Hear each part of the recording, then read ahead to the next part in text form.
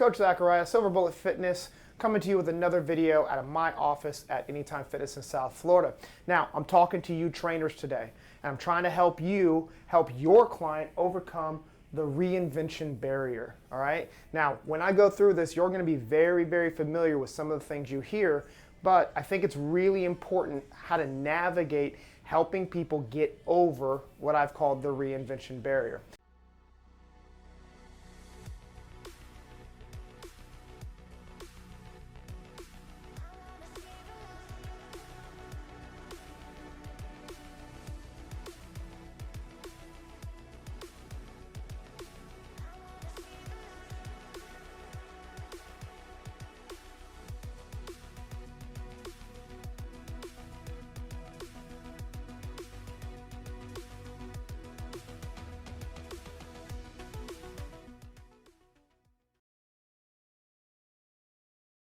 All right, so what is the reinvention barrier?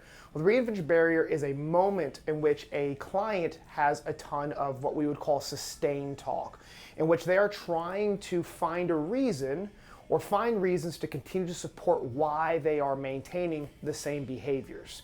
And in motivational interviewing, there are a lot of different techniques to help people overcome that type of sustained talk, but I've got a slightly different way of working with my clients when it comes to the reinvention barrier. All right, so what is the reinvention barrier beyond the sustained talk? Well, it is when a client feels as though they need to fully reinvent themselves before they can make any progress whatsoever. And that manifests its way in a few different forms. Give you an example, I've got some quotes here that I wrote down, some of the things that I hear pretty regularly, like, I've never been a gym person. And I know you've had to have heard that before from your clients or your prospective clients. I've never been a gym person. You hear that all the time. And it's really important for you to put yourself in their shoes, okay? And this really helps me because it helps me kind of meet them in the middle and understand where they're coming from, because I am indeed a gym person, and I'm sure you are also a gym person, but they're not, right?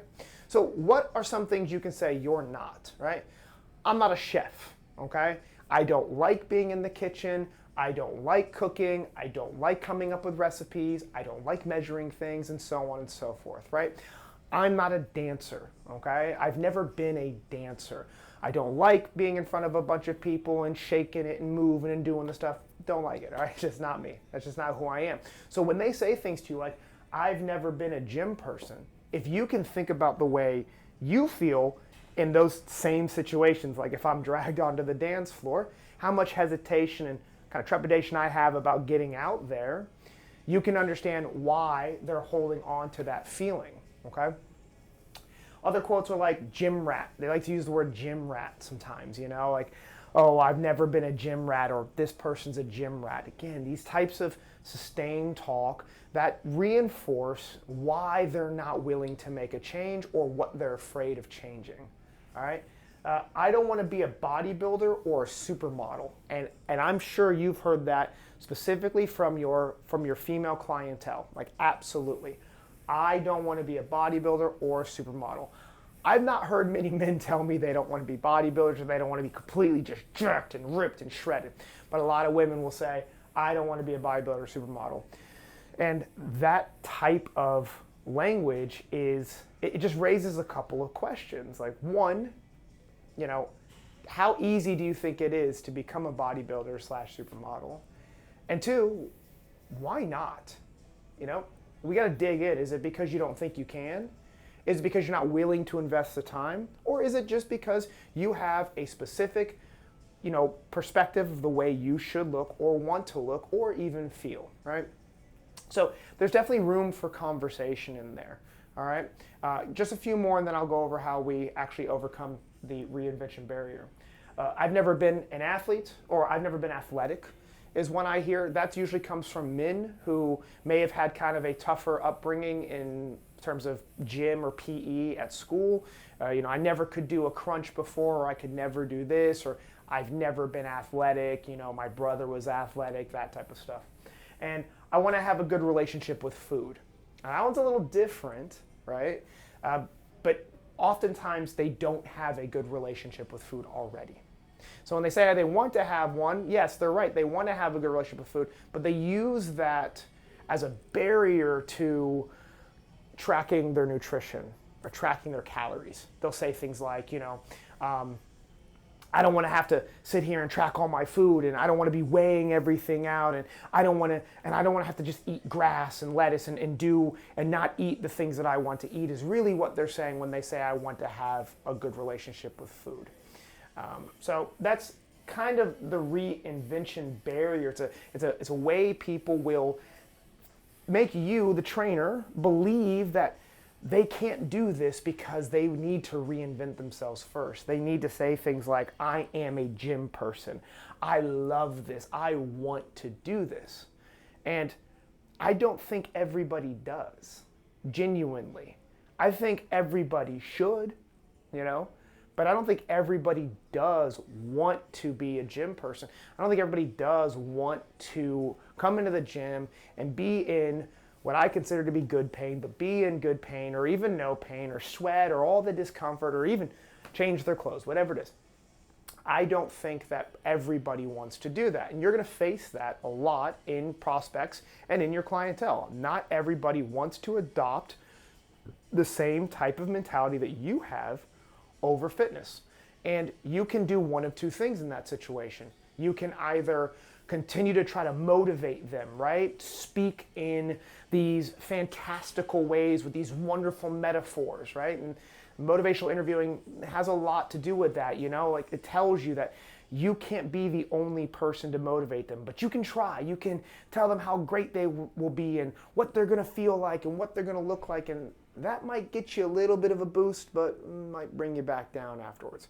You can do the fear tactic and scare them and be like, you're going to die, and so on and so forth, which is another tactic that we see in a lot of training material for trainers. And that will get you a little bit of the way too. You navigate that in there, that'll kind of help give a little bit of an extra motivation. But trying to reinvent a person who is not wanting to reinvent themselves is not what your focus should be. Instead, your focus should be removing judgment from the conversation. And I'm not talking about removing healthy judgment. I'm not talking about necessarily creating this internally safe space, because you do have to push your clients. You have to push them. Otherwise, they will not accomplish what even they want to accomplish. But we can remove judgment from our language, and we can remove the concept of willpower from a person who doesn't have the desire to exert more willpower. And so the way I do that is I don't ask my clients to want it more. You need to want it more. You need to enjoy this. You should love this. This is good for you. I don't focus on that with my clients, because that does not give me any results. What I focus on is showing them the difference between being passive and being active. And this passive and active mindset equates to everything in life. And so it really resonates with them as well. I'll give you a brief example. I'm learning Spanish right now, muy poquito, doing a terrible job. I'm using Duolingo, and I spend probably about 3 minutes a morning doing a Duolingo lesson, and then I let it go. Now, I'm attacking Spanish in a very passive manner. I'm not watching extra media, I'm not reading, I'm not trying to write things down, I'm not listening to Spanish music, I'm not doing any of the extra stuff that I should be doing if I wanted to really get a leg up and learn Spanish. That would be being more active in what I'm doing. And so what I find with my clients is showing them the difference between being passive and being active. Listen, I don't need you to be me. I don't really even want you to be me. I don't need you to love this and buy all the stuff and get really engaged. It would be wonderful, and it would probably change your life. But that's not what I need. What I need you to do is just be more active. And not just active in movement, not just active in tracking, not just active in your food, but be more active mentally around the idea of your health. Be more active mentally around the idea of your strength or your weight or the goals that we've set out for you. Don't just check the boxes. Don't just come to the gym, do what I tell you to do, go to the gym when I'm not here and do what I tell you to do, and pay me and move on with your life. Be actively minded about it. Put it in your calendar. Make it a priority. Try to think about it on a regular basis. Just become less passive and more active. And that's going to be the biggest difference maker for your clients getting the results that they're looking to get. It removes a lot of the judgment. It removes that willpower feeling that I'm just not good enough or I don't want to work hard enough feeling. And it can help you as the trainer remove some of your own emotional biases from your clients and from your training. Because as you get started as a trainer, you will suffer, or some suffer, I wouldn't say you will, but a lot of people suffer from a level of imposter syndrome. You know, I'm giving you the program, I know it should work, but I'm not seeing the results and what's going on. And we tend to fall back on our emotions when that happens, and we'll say things like, come on, you just gotta get in here more, you gotta work harder, you gotta try harder, and that's, none of that push works. Because if it did, they'd already be where they need to be, and they wouldn't really need you because they've probably said those things to themselves, and they've probably heard those things in other places. So instead, give them something different this time. Show them that there's no judgment, and show them the difference between passive and active. Turn it to the way you need to, make it your own thing, but show them that it's not about having the willpower or the strength. It's not about being a gym rat or this permanent gym goer and changing who you are.